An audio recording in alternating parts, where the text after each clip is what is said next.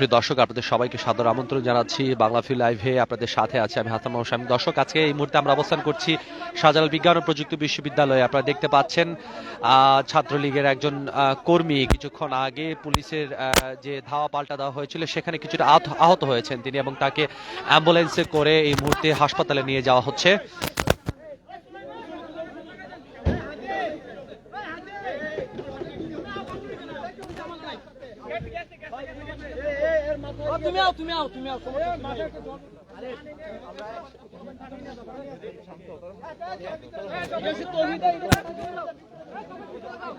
দর্শক, আপনাদের জানিয়ে রাখতে চাই এই মুহূর্তে আমরা অবস্থান করছি সাবি ভিসির যে ভবনটি আছে সেই ভবনের সামনে।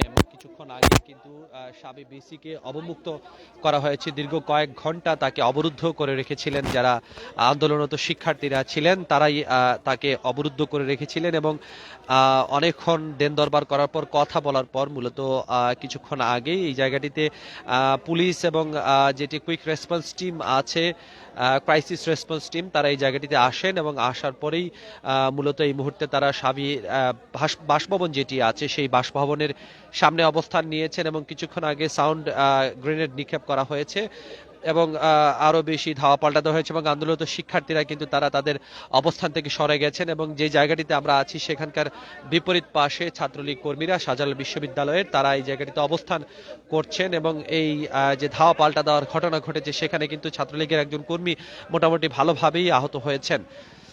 কিছুক্ষণ আগেও অবরুদ্ধ ছিলেন সাবি ভিসি, 3 দফা দাবিতে তাকে আটক করে রাখা হয়েছিল। মূলত সেই সব বিষয়ে সকাল থেকেই আন্দোলন চালিয়ে যাচ্ছিলেন যারা শিক্ষার্থীরা ছিলেন, সেগুলো আমরা আপনাদেরকে দেখানোর চেষ্টা করেছিলাম যে আসলে তারা ঠিক কি করছেন। তবে দুপুরের দিকে বিকেলের দিকেই সাবি যে ভিসি আছেন ভিসিকে কিন্তু আটক করা হয় এবং ভিসির যে আইসিটি ভবনে ভিসিকে অবরুদ্ধ করে রাখা হয়। দীর্ঘ সময় ধরে এই দেন দরবার চলছিল। পুলিশ এসেও তাদেরকে চেষ্টা করেছিলেন শান্তিপূর্ণভাবে বোঝানোর জন্য, কিন্তু সেটিও কিন্তু সম্ভব হয়নি। সবশেষ কিছুক্ষণ আগে, বলা চলে 15 থেকে 20 মিনিট আগে, সাবি ভিসিকে অবমুক্ত করা হয়েছে এবং তাকে তার বাসভবনে পৌঁছে দেওয়া হয়েছে এবং এই মুহূর্তে পুলিশ এবং যে ক্রাইসিস রেসপন্স টিম আছে তারা সবাই কিন্তু এই জায়গাটিতে অপেক্ষা করছেন এবং শান্তিপূর্ণভাবে শাহজালাল বিজ্ঞান ও প্রযুক্তি বিশ্ববিদ্যালয়ের পরিবেশ শান্ত রাখার জন্য তারা চেষ্টা করছেন।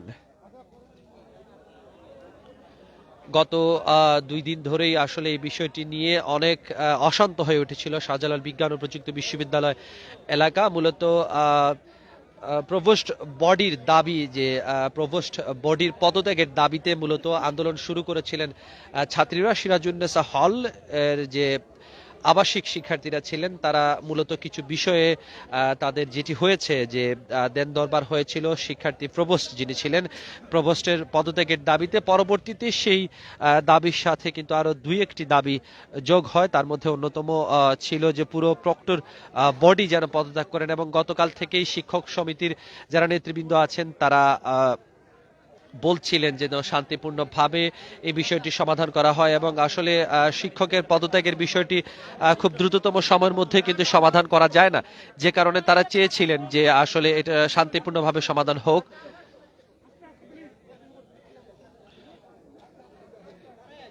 তবে শেষ পর্যন্ত কিন্তু পুলিশ এবং পুলিশের যে ক্রাইসিস রেসপন্স টিম আছে তারা চেষ্টা করেছিলেন যে শান্তিপূর্ণভাবে এই বিষয়টি সমাধান করার জন্য। তবে সবশেষ কিছুক্ষণ আগে এই যে হলটিতে আইসিটি ভবনে সাবি ভিসিকে অবরুদ্ধ করে রাখা হয়েছিল সেখানে কিন্তু সাউন্ড গ্রেনেড নিক্ষেপ করা হয় এবং এরপরই যারা আন্দোলনরত শিক্ষার্থী আছেন তারা কিন্তু সরে গিয়েছিলেন জায়গা থেকে এবং এই মুহূর্তে যারা বিশ্ববিদ্যালয়ে শাহজালাল বিজ্ঞান ও প্রযুক্তি বিশ্ববিদ্যালয়ের ছাত্রলীগের সাথে যারা সংশ্লিষ্ট আছেন তারা এই মুহূর্তে এই জায়গাতে অবস্থান করছেন এবং তাদের একজন কর্মী কিন্তু পুলিশের ধাওয়া পাল্টা ধাওয়াতে কিছুটা আহত হয়েছেন। তাকে কিছুক্ষণ আগেই অ্যাম্বুলেন্সের মাধ্যমে হসপিটালে পাঠানো হয়েছে এবং এখনো পর্যন্ত এই বিষয়টি নিয়ে তারা কিন্তু ক্ষুব্ধ আছেন।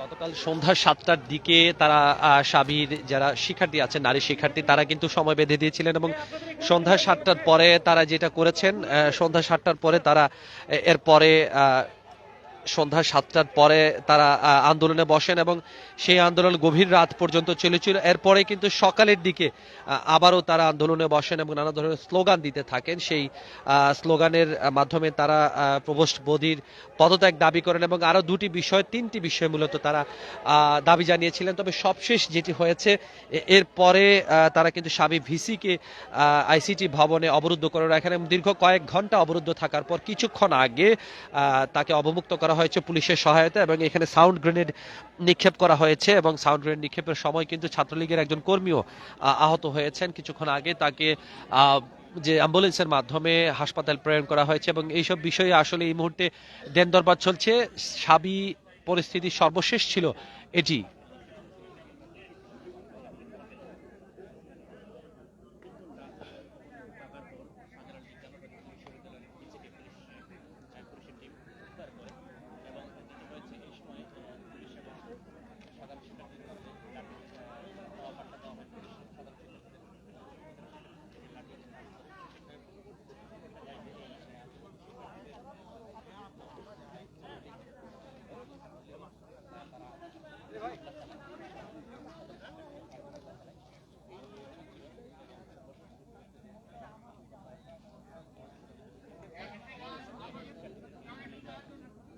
দর্শক, এই মুহূর্তে যারা আমাদের সাথে লাইভে সংযুক্ত হয়েছেন তাদের জ্ঞাতার্থে আবার জানিয়ে রাখছি, সিলেট শাহজালাল বিজ্ঞান ও প্রযুক্তি বিশ্ববিদ্যালয়ে আন্দোলনরত শিক্ষার্থীদের সঙ্গে পুলিশের সংঘর্ষ এবং ধাওয়া পাল্টা দেওয়া হয়েছে। বিক্ষোভকারীদের হটিয়ে উপাচার্যকে মুক্ত করেছে পুলিশ। এই মুহূর্তে যারা আছেন তারা কিন্তু বিসি বাসভবনের সামনে অবস্থান করছেন। রোববার বিকেল 5:30টার দিকে আইসিটি ভবনের সামনে অবস্থান শিক্ষার্থীদের ছত্রভঙ্গ করতে পুলিশ লাঠিচার্জ করে।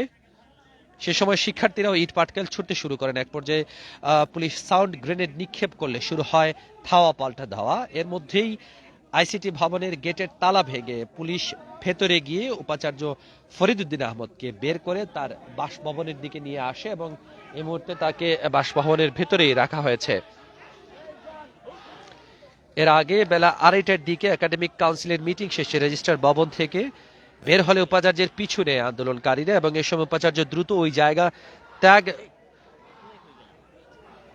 করে doctor M A Wazed Miah ICT ভবনে আশ্রয় নিলে সেখানে তাকে অবরুদ্ধ করেন রাখেন শিক্ষার্থীরা।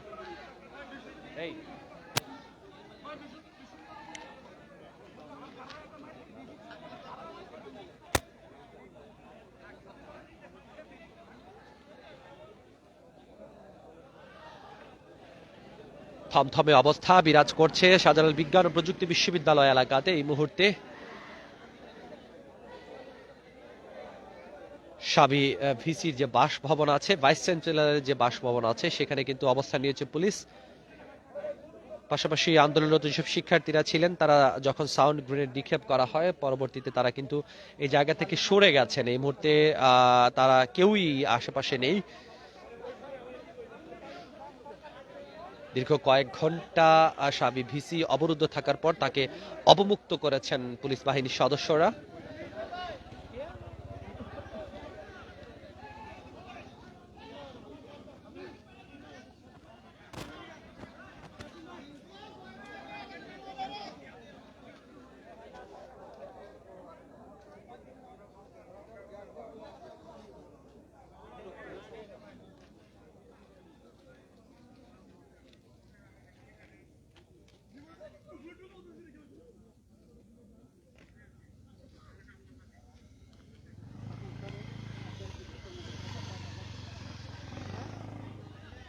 শাহজালাল বিজ্ঞান ও প্রযুক্তি বিশ্ববিদ্যালয় থেকে যে চলমান যে আন্দোলন ছিল ছাত্রীদের, সেই আন্দোলনের সর্বশেষ আপডেট জানানোর জন্য আমরা আপনাদের সাথে লাইভে সংযুক্ত হয়েছিলাম। এভাবে আবারও জানানোর চেষ্টা করব সাবির সর্বশেষ সব খবর। সে পর্যন্ত সবাই ভালো থাকুন, সুস্থ থাকুন, বাংলাভিউয়ের সাথে থাকুন।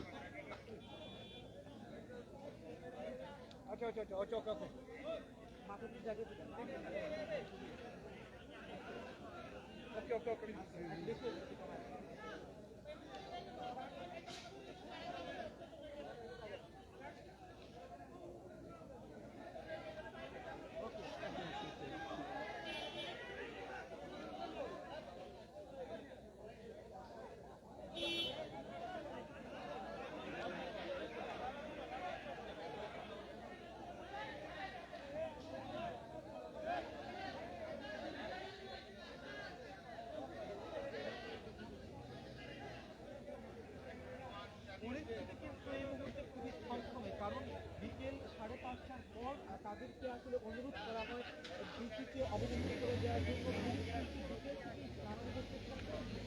তারা যখন কথা বলছিল না, একটা পর্যন্ত অনুরোধ করা তাদেরকে অনেক